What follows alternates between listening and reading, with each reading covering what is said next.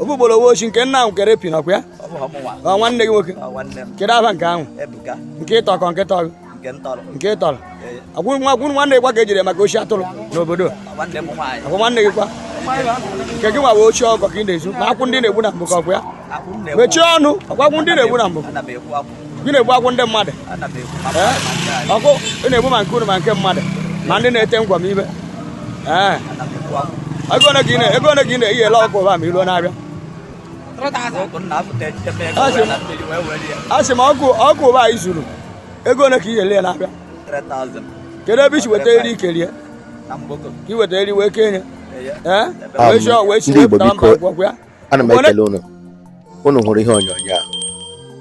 a ihe onyonyo na-agba anya mmiri o zuru ọkụkọ onye ọbụla hụrụ nwoke a na-aga mmadụ na lee ajụrụ jọs ofu ugbere ka o zugboro ori aka akparala ya n'ihi na ori anọghị n'ọbara ya mana ọnwụ ihe ga-achọpụta ụmụnne ya niile na-ezori ya bụ ndị ori na-anọ n'ọbara bụ na ọnọdụ ndị na-achị ọchịchị dewere ndị a na-achị ihe tinyere ezinụlọ a nke ohi atụrụ ohi nkịta ohi igwe ohi na-enweghị isi n'ọdụ ọhịa anyị na-achọpụta so biko atụbatara m ihe onyonyo a na platfọm anyị ọtụtụ ndị mmadụ wee na-akpọgosi biko na m chọta akara ekwentị nwoke a maọbụ ndị vigilante a ka ha biko na anyị chọrọ ka anyị nweta nwoke a ka anyị gbanwere ya ọnọdụ ihe a ọnọdụ a ihe a bụ na-arịkwa ndị vigilante ọ bụghị onye ọbụla ka anụ ga na-agba n'iru akwụkwọ biko nke a anyị na-emebozi ndị Igbo na-emebozi onwe ha ya dị ka a gasị na ọghị uri ka eji mara ndị Igbo biko ụdị ori dị ụta unu nweta unu ajọs kọshọn ya pịa ya ụtalị ma ọ gịnị hapụga vidio except maybe Chineke chọrọ iji gwa ihe a wee chenji ọnọdụ nwoke a dịka ndị mmadụ na-abụ okwu na-asị ha chọrọ ịhụ ya ka ha gbanwee ọnọdụ ya dịka m kwuru na biko onye ọbụla lee na ya kara ekwentị m kpọọ m na fon chatịa m ọp anyị chọrọ ịgbanwe ọnọdụ nwa okorobịa nwoke ma nwa ma nwa okorobịa lee nke ahụhụ emere ya dịka ọwa agadi nwoke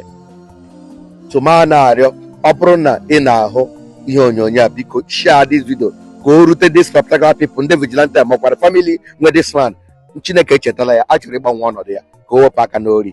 biko ya wụ ori agụrụ ya bụ ihe a ga-eme ndị politishan anyị na-ebukere ego anyị na-agba n'akpa leenụ techiwere ego na-eke Obaseki kamgbe a na-eke akwụkwọ ndị mmadụ ụgwọ 70 minimum wage 70,000 o nweghị ihe ọ ga-akwụ mana ka a na-eme election asọ wepụtara 2 billion wee kee ndị ahịa o ji azụ vootu the money packed there ga-eji akwụkwọ salary ya ewere na-eche ka oke game election gaa n'Imo steeti na eri igele election to a particular party ọ ego ka eji wee zụọ votu niile ndị na-achị achị egwuregwu gbaa n'akpa ndị awụ ndị ori ekwesịrị wepụta ha akwụgbuo ha mana ha dị protect ọnwụ with police na-echekwa ha ndị na-agụ agụ kịta mmadụ ya ga tinye aka n'ihe na-ekwesịghị ikwe awere wetachi ga-egbuo ya ọ na-awụ ihe nwute so biko tụsara m ihe onyonyo ya ị na-ahụ ya na YouTube ị na-ahụ ya na TikTok ị na-ahụ ya na Facebook ị na-ahụ ya na Instagram biko anyị chọrọ inweta kọntaktị nwoke a ọ na-enweta m ga-emekwa na asị na enwetala ya enwere group of people na-asị na ha ga-eme sure na agbanwere ndụ ya